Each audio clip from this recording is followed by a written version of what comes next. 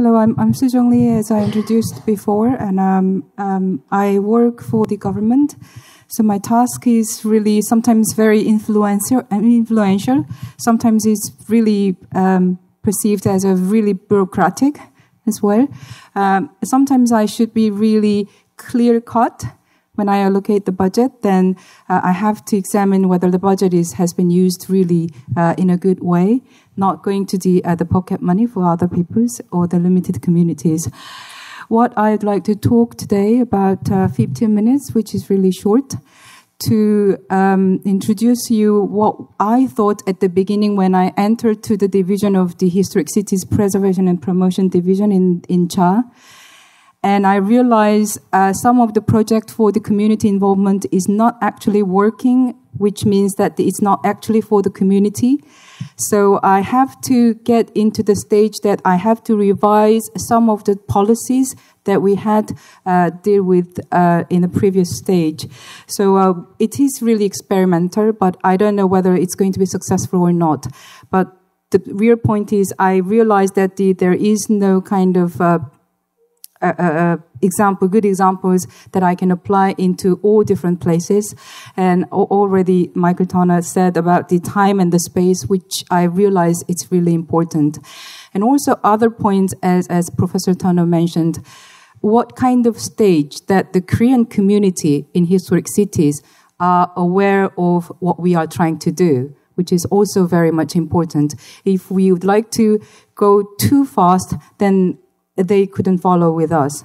So I have to always make a kind of precise about, what kind of stage we are getting into. That means I have to reduce my expectations and wait for a while so that they can follow with me. That is all about the community involvement. Okay, I'd like to address shortly about the problems, because what I realized about the historic cities preservation and promotion in our division, we are too much focused on the material, which means that all the community involvement relates with the material evidence as well. We are not focusing about the people.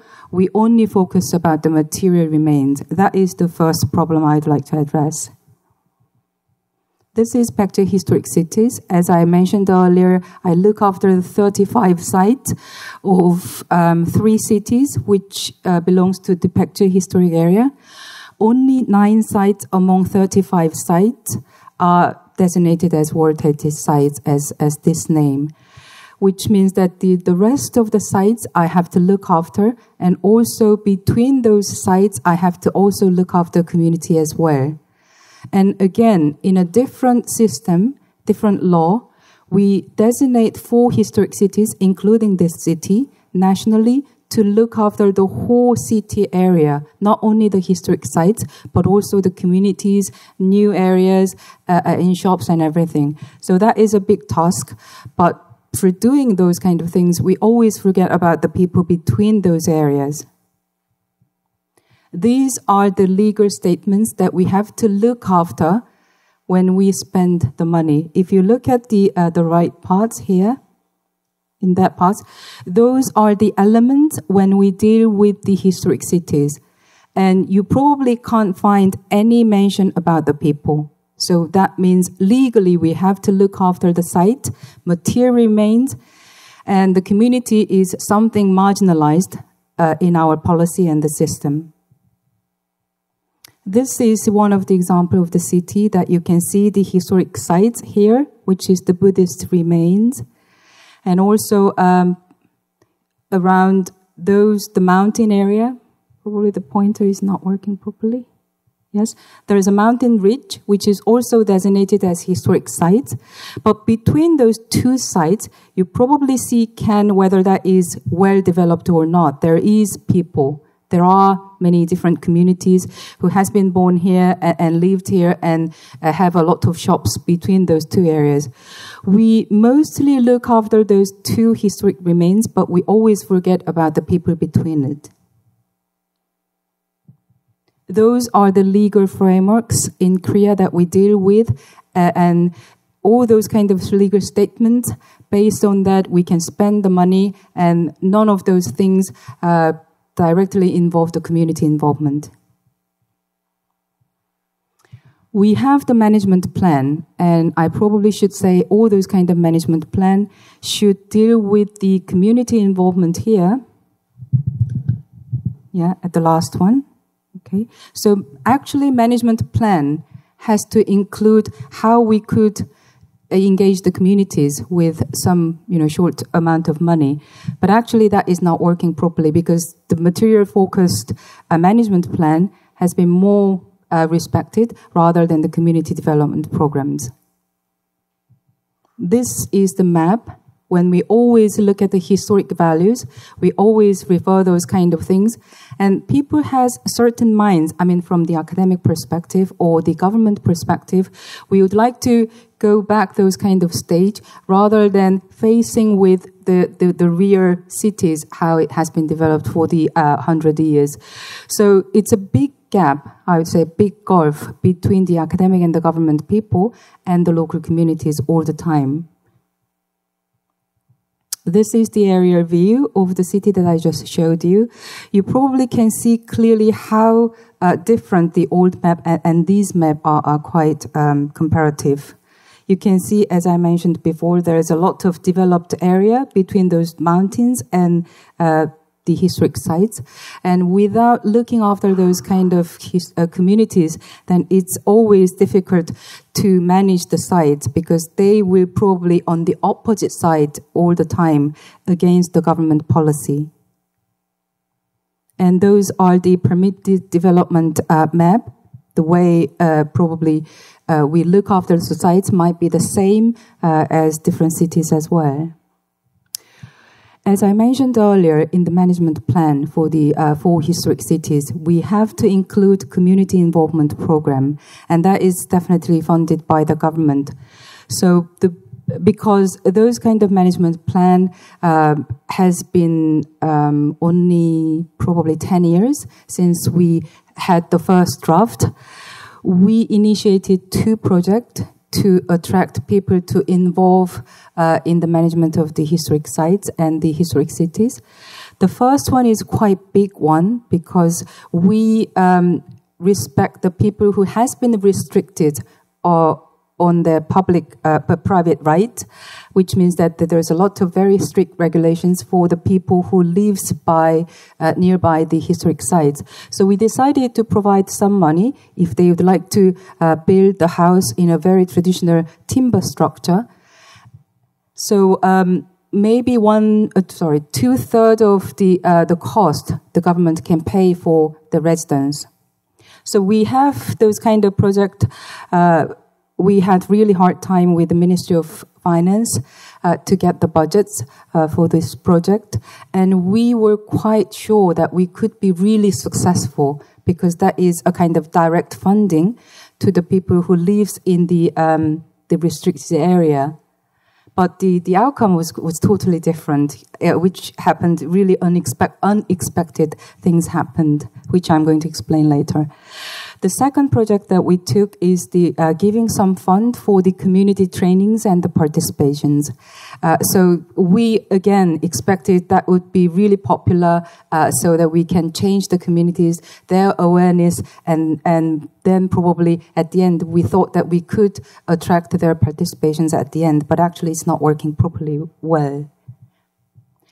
This is the village nearby the royal tomb of one of the World Heritage Sites of the Baekje Historic Area.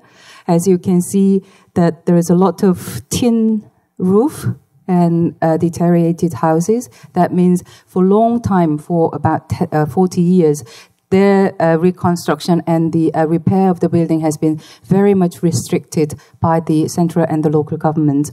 So we decided to allocate the money for the village. If anyone who would like to come to us with the plans of the renovations and the rebuilding of their houses into the timber traditional Korean house, then we decide providing up to 2/3 of the cost for them.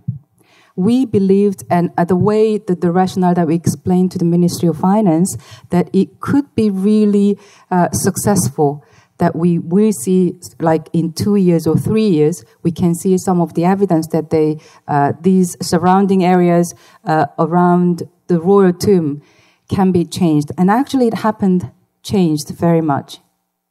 Like this. This is the same village that I showed you before. As you can see that there is a lot of timber structures, Korean houses. Some people can argue, is that the really authentic traditional timber building or not? But it obviously helped to improve some of the surrounding areas of the historic site. But the problem is that we focused on the material things only.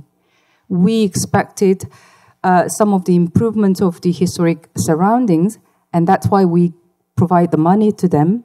But actually, there are not many people at the end to apply those kind of applications because they could not afford to pay for the rest of the 1/3 of the cost, which means the land price has been really, really rising up. And the outsiders came into these areas because moving around is their private right. So we couldn't stop them. They sold their land to outsiders, and the outsiders came in to get the governmental benefit of the 2/3 of the cost. That means the land price was still rising up, so that the local communities and the local ethos doesn't exist anymore with them. And sometimes gentrification problems happened, and also the original villagers and the outsiders, they conflict each other, and they would like to sort out some of the issues, but it's out of the beyond of the government and municipal governments at the end. Because of those kind of problems, we have to decide whether we are going to stop those kind of program or not in few years, because we have been very much get a lot of pressures from the Ministry of Finance because we are not spending the money as much as we expected at the end. This is the community involvement program which we are funding to the community so that the young generations can learn about something related to heritage. But the problem is, again, this doesn't tell you anything about the heritage. This is just a kind of fun program. There is no problem on the fund program, but actually the purpose of the fund should go to the some kind of awareness of the community, not for just only fun or making something really for the artistic practice. This is the examples of the exhibitions that they did, some of the exhibitions with those kind of funds, but actually nobody are quite much interested in those kind of exhibitions other than the person who participated in the training. Probably you can feel the way that how those kind of training courses or forum has been executed in Korea. You can see those two different, one platform and the audience are sitting all together.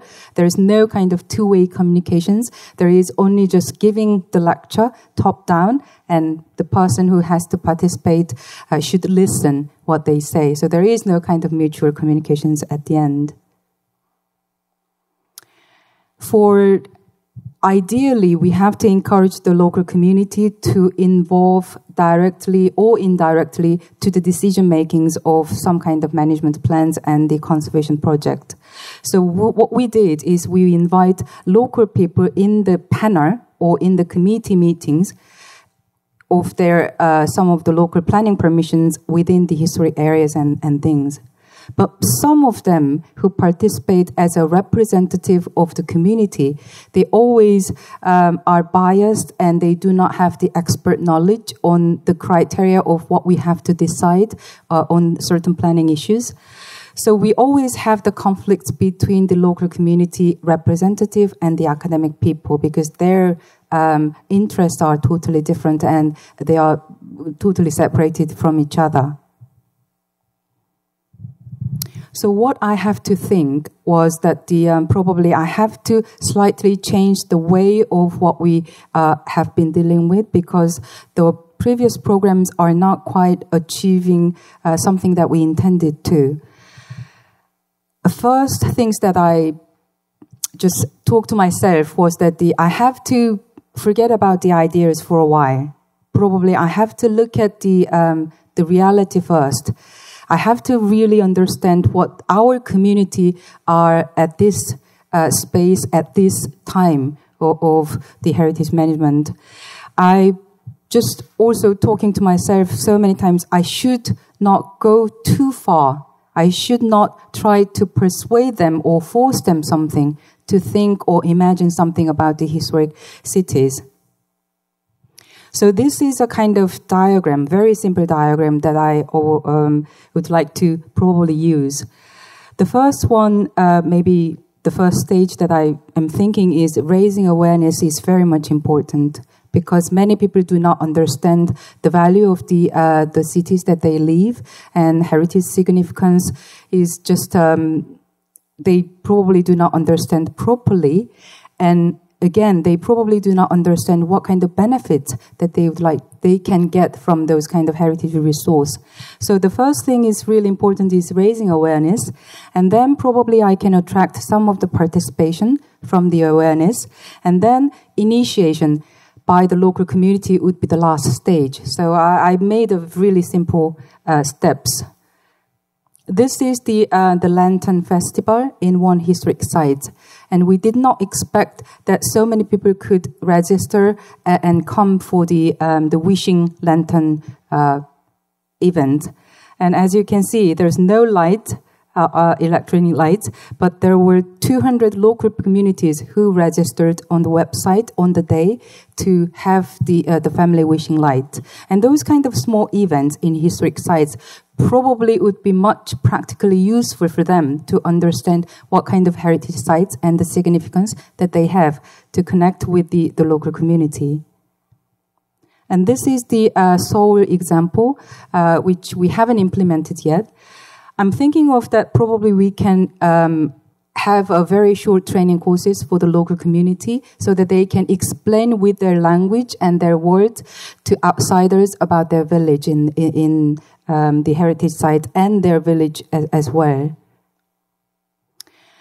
You can see that young generation, not only the adults, but also young generations, is a kind of docent in one of the natural science museum in Korea, which they have a very, very popular programs for the youngsters. Between young generations, they communicate easily. So that means if the young people explain about the historic site to young generations or peer students, then they probably would like to be more attentive on the explanations rather than the adult person kind of giving lectures. So those are the one examples that I'm thinking at the moment. And this is the map. Probably we can invite the community to actually, they draw their own map to publish so that we can use it to the tourists. That might be really useful if we have the local villagers tour guide together with this kind of project. And this is for both universities and the local peoples as well. This is a very, very simple documentation of what kind of buildings in their village has been left and remaining. This is just a kind of brief introductions of each buildings, which already happened in Seoul area. So this might be one of the things that we probably can do in future. Are we okay about the time, Professor Tana? Time is okay, right? This is the one project that we are actually started from 2 years back. This is the local person who is helping the site daily examinations of there is any small problems or repair, just small repair is needed. So daily basis, he is a kind of volunteer to look after the site and record on the tablet so that automatically those kind of information goes to the municipal government. This is the university project and this is a probably combination of the awareness and the participation probably, and it can actually draw some of the initiations as well. This is the university project, which is not implemented yet, but we asked them to draw some of very creative ideas of how this street can be changed in few years. They brought up with the professors and the university students together to have some kind of creative projects so that they can list it up some of the deserted buildings that they can reuse as those kind of sky lounge and the day shop and bike park and the window, which is kind of viewpoints of the looking the historic sites as a whole. So those kind of things, even though it doesn't look really fancy, but it's going to bring very creative ideas at the end. Those are the questions that I always use. Recently, since I see the failure of the previous projects that my government has been implemented, so I went back very simple questions. Who is the community? I mean, you probably heard so many times about this, but what I actually feel these days, we can't define the community. We can't define the range of the communities and types of community because it's always different. So what I thought is if I have a project or if I have a specific community which is quite clear in my city, then I probably can have one or two types of community and probably I can set out a very specific project for that specific community. That might be really useful for me rather than dealing with the whole community as a one project. In the practical level, I probably should think about what is the real value of the historic cities, not from the academic perspective, not from the government officer's perspective, but from the local perspective, which is really important. And also, what is the strength and weakness in setting out the community involvement? The reason that I put number 2 is that there is a lot of villagers who cannot read, who cannot write in my village. I mean, there's nothing wrong with them because they are elderly people. They didn't have an opportunity to learn. So I have to realize those kind of weakness, and also their strongest part is that they always become friendly with outsiders all the time because they are elderly generations. They do not expect too much. So those kind of strength and weakness is really important for me to understand to setting out the community involvement. And also I have to find out what is the available resource and what is the needed resource with the government's funds. And again, those kind of community involvement program, we cannot ignore the roles between the central government, local government, and the local communities. Thank you very much.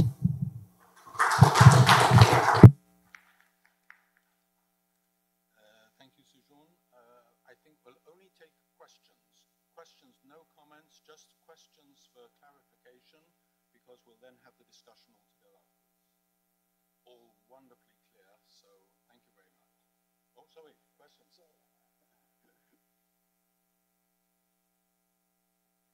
Well, I'll just sneak in and comment and say that was a really great presentation. But my question was about I think the community monitoring program that you set up, and you showed a slide with someone using a tablet and making just regular observations. I'm just wondering if you can talk a little bit more about the scale of that program so far, now that you've been using it for a while, and did it require much cost to buy the equipment and to train the community members, or has it been a reasonably low-cost program for you? Because I think it was a very interesting idea. Can I be cocky about this one? One of the things that our government is really flexible about those kind of projects is that we divide it into certain different criteria on how we involve on the heritage management. The first one is that's what we did usually for a long time, to involve directly to the material side of it, which means that the government put a huge amount of money to one side and the experts and technicians goes in. That is really government roles of looking after the sites. The second level is the daily maintenance, which we again allocated a huge amount of budget that you probably can see some of the outcomes in downstairs exhibitions. We have a regional office so that they can hire some of a kind of middle levels of the repair work that they do after monitoring. The person who is doing that you just mentioned in my slides is very low level, which means that if there is any rubbish on the ground floor, they can collect it. Or if there is any small cement mortar has been deteriorated, he can take photos and then report to the municipal government, and then municipal government technicians come out on that day to repair the work, because that probably can cause some of the dangerous moment for the visitors. So very low levels that they take daily monitoring, and they receive only the daily cost of the traveling from their home to the sites. So it's totally volunteering job. Many of the equipment is provided by the Korean government. So we train them at the very early stage, and then we put them to go to the sites daily basis to monitor very basic stuff. So we have listed the criteria of what they have to look, so that they can report and take photos, and some of the text that they have to report. Okay, one more question. About the next project that you also mentioned, the Baeo in the 1480. If already when you gave the assignment for the university to work on the project of the street, if you also made a program of requirements that they should engage the community while they were being creative and creating solutions. Yes, that is the next stage in my mind at the moment. But the problem is always practically we have a limited budget. We were very lucky to have that contract with the university to allocate the budget to give a very small amount of money to the university. And the next stage that we have to do is that we have to secure the money and think about how the community can actually involve to change the street. And once those street has been changed, and other community probably will see how benefits of those kind of streets has been generated, then we probably can expand it. And then we can bring those kind of outcome to the Ministry of Finance, that they would allow us to use some of the government money for the project. But the students did not involve the communities to decide what they would be designing. They did. They interview with the community daily basis during the project.